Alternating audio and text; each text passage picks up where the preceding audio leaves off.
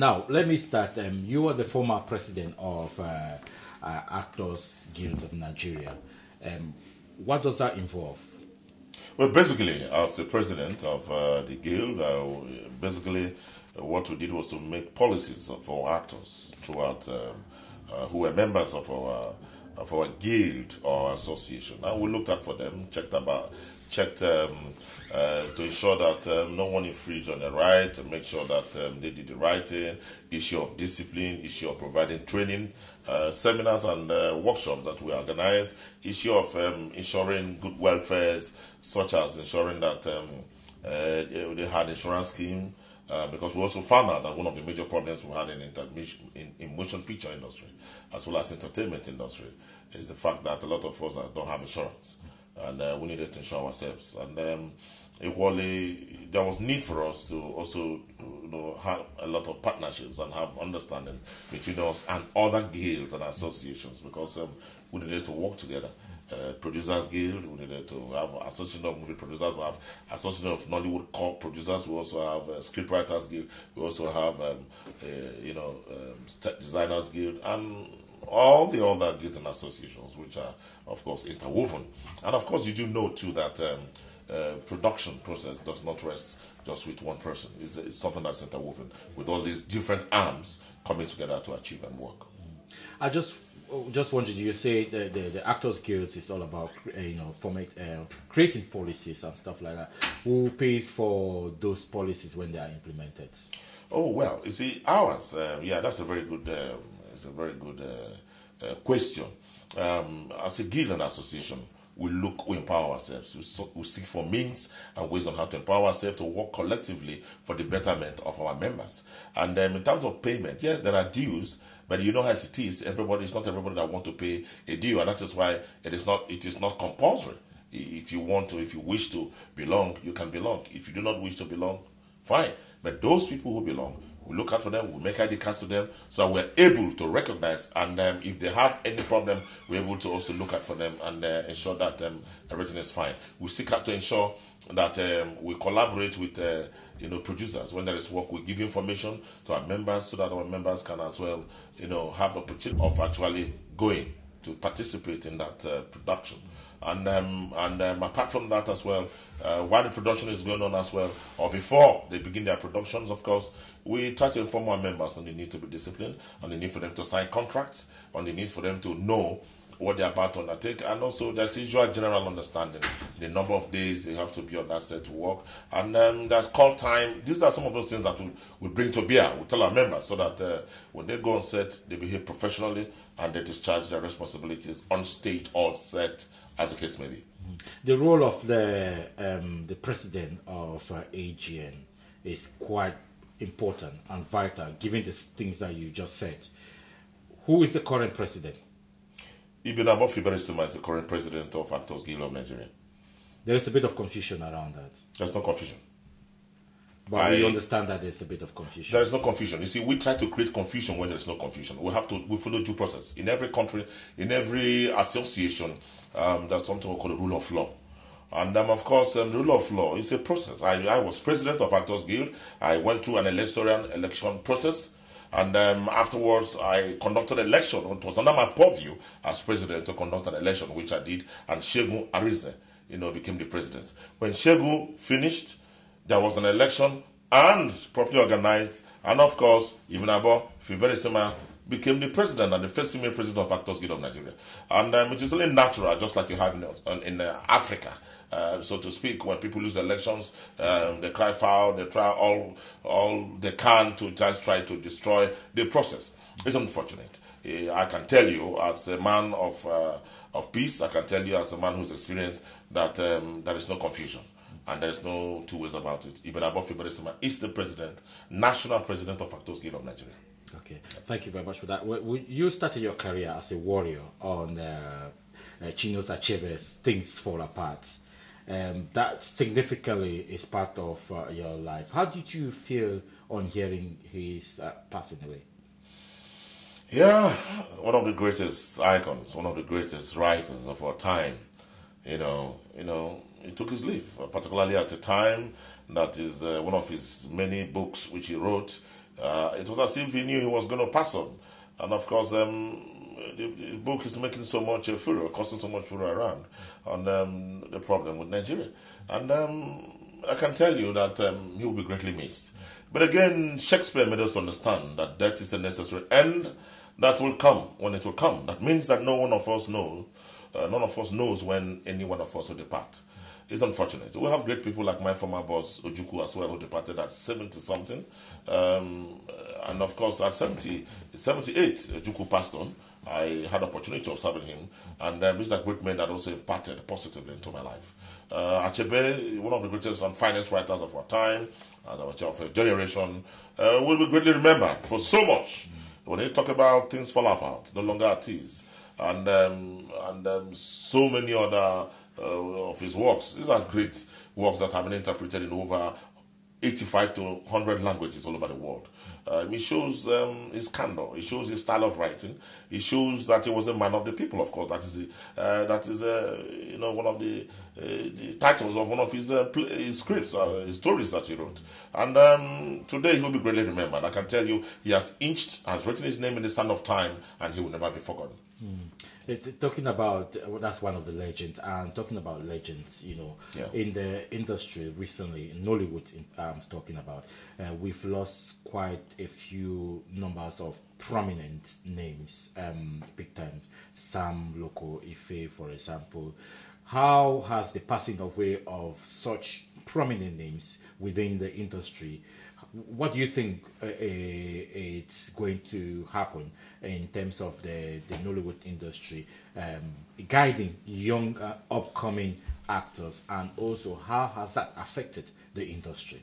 Well, I'd like to just take us back a little bit. Yeah, we've had a lot of great names and great people, and you have forgotten one of the most cultural icons, Segun Olushola, Ambassador Segun Olushola, who actually, when you talk about some of these plays and stories that were written of the village headmaster, he actually did it with the wife, late Auntie Sisi Clara. And these are men and women of substance that over the years and in the past, that as children we were growing up and we were alive and lucky to have met, some of them.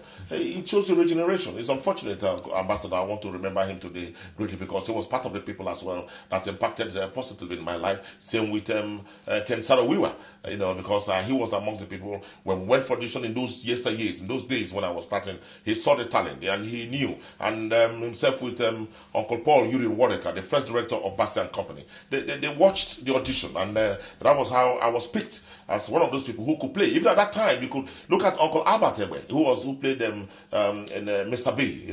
Albert Egbe played Mr. B in his rider. He's far much older. He was far much older than me, and but for me, I was a younger man, but I still played his father. My interpretation, I never knew amongst even people who were far much older than me. It was awesome, and for me, it was some form of recognition, and it was a wake up call for me to work hard. Back to respected Uncle Sam Loco. Before he died, we had people like J.T. Tom West, one of the young actors who did quite well during his time. We had passed on, and also we had Ago. If you remember Francis Ago of Checkmate. By the way, I was also a member of CAS temporarily, of Checkmate briefly. And he also passed on. These are great names that did quite well. We also have people like Ashley Nwosu, who also died before, respected icon and a man of many parts who could speak. He was a polyglot, talking about no other person than Sam Loco, Uncle Sam Loco Efi. He died at 73 years. After he died, of course, again, we also lost one of the finest again, talking about who else? Uncle Justus Esiri. And not to talk about Enebeli, who had passed on before Justus Esiri. These are men who over the years, I can tell you that respected Sam Loco Efe, studied theatre arts. He was of the first university in Nigeria, of course, was the University of Ibadan. These are great icons who were colleagues with the people like Lionel the Jewel Otto, Wile Soyinka. Yeah, and we had people like Justus Esiri himself also, who read his first degree was theatre arts. He also went ahead to read engineering. A lot of people don't know about that. Of course, you know about his child, Ask you. His son who was set to go read was in medicine, and he went to become a musician. You know, these are people. You know, by I think it's a botany or biology, or one of the science subjects which is studied. But today, you see, you have to do something that you call your own, something that you can say, yes, this is what makes me happy. And his son has been able to live after his father. He was popular before his father died. I'm sure his father will be very happy. Talking about them, of course, they'll be greatly missed. And so many others that I might not really mention their names. Talking about Enugu, we have had some people in Enugu from the Enugu Aziz, you know, who have also lost their lives. There's no doubt those men and women of substance who have ingrained their names in the stand of time through their practice, they have contributed immensely towards the development of the motion picture industry called Nollywood. Of course, Nollywood, of course, you know, is a name given to Nigerian motion picture industry. Prior to that period, we have also had great men like Chief Eddie Ugboma, who were the pioneers of the Nigerian movie industry. And of course, you remember Amata dynasty. You heard about Fred Amata, you heard about all the children. Their father actually was amongst those gentlemen that shot the first movie, you know, you can call on celluloid in Nigeria in the 40s and in the 50s. You know, these are men. And what do I say? We've no doubt lost people who have been able to, who a lot of people look up to. But at the same time, a lot of people also had the privilege of working with them, sharing their dreams and aspirations, and also were able to, they come with experience. And of course, it's issue of death, because like I did say, and like Shakespeare did mention, that death is a necessary end not to come when it to come. That is why we must all be prepared at all times, just like the Boy Scouts, you know, say that you have to be prepared.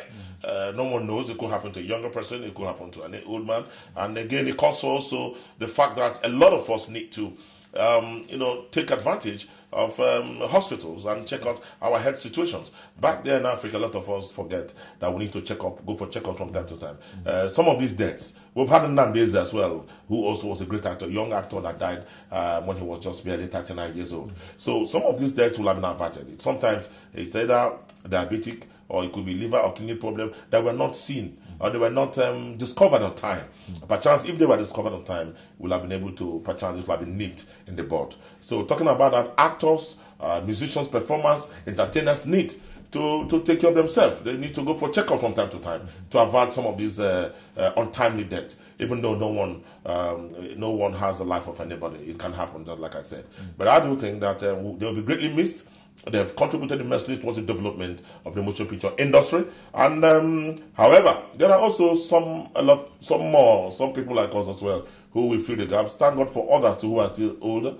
People like Peter Ducci and some other ones. There are so many, you know, Jide Kosoko. There are so many great names who are doing well. And we have young directors like Lancelot Udwaya Manswell. And so many others. There are so many people who look at this one and they're doing well. There are so many of us. There are so many people who have learned through the art and the act to do or to ensure that we organize workshops. And that is why, particularly at this point in time, I am quite excited. I'm quite happy about this new avant-garde movement, which the radio and Radio Kilimanjaro and television in Scotland, the first African, television and radio, set up by, young, vibrant, dynamic, Africans who are doing well in trying to rediscover our root, who are propelled by the fact that we need to maintain and sustain our identity, and not just only identity, for us to believe in who we are and what we are. And there's no other moment that we want than to continue in the struggle to tell our own stories in our own way and to empower ourselves,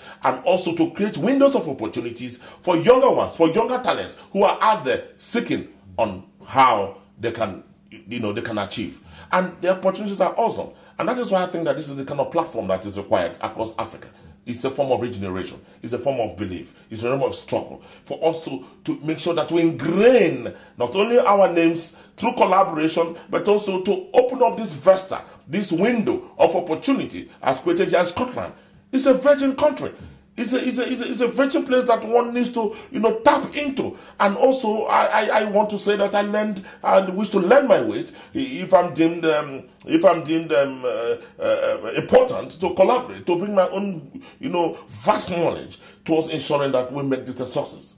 So I want to say that this is some of those things that we require to bring in some of those both young talents who are residing here and the older ones, and as well to invite from time to time people of African descent to come over, to come and be given an opportunity to express themselves. And whoever has a talent to show, I am happy. It's whether in any department that they might call it, if it is in radio, if it's on television, if it's in dance, if it is in dramaturgy, if it is in policy making, if it is in human rights, I am excited. It's an academy. And this is the kind of thing that we need to empower ourselves so that on a platform and as well to ensure that we are not looked down, to wipe away those obnoxious views heard hitherto by other people, that some people are better, are more knowledgeable than others. And I make bold to say that if we are able to, have everybody on the same platform, perchance, and then give them the same test, you will find out that some people, and as they say, even though all figures might not be equal, you will still find out that some people will be able to withstand, no matter what you say, the test that is being given. And that's mean in this world. I want to use this opportunity as well to tell the viewership that